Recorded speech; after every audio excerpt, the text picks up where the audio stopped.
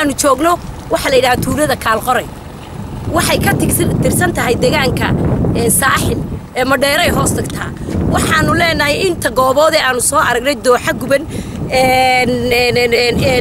Kaalqoray macaaneeye dhul fara badan baanu soo marnay maanta annagoo eegayna si diiwaangelintu u socoto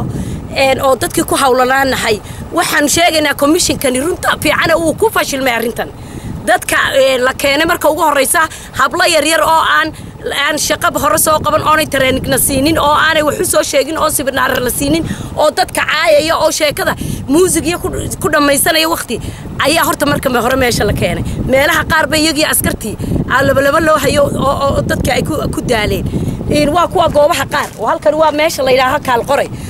imika annagoo arkayna saan kuyuuga ugu jirnay waa shantii ayay ka dareereen way idinka arkaya mas'uuliyadii ma jirto meeshaasi kuraasidii baa taala qalabkii oo dhan baa yaal qof kagamay tagin qorshe kagamay tagin annaga iyo taagan oo muwaadiniin oo baryayno oo le war waxan ilaa intaasaan track soo galeen naga qaada waxa soo umada way ka dareereen waxaanu leenahay commissionkani sidoo ku noqon karaa in qaarna ay furnaadaan ilaa 7 habeenimo qaarna ay furnaadaan rag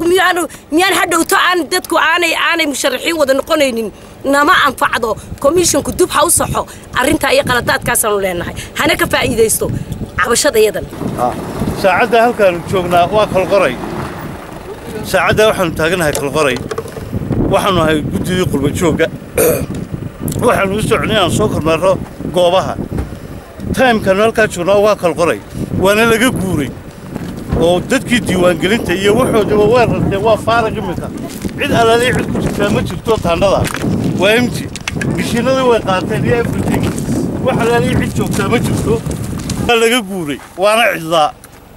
mishiinada iyo wax walba way qaateen time-kana waad arkaysaa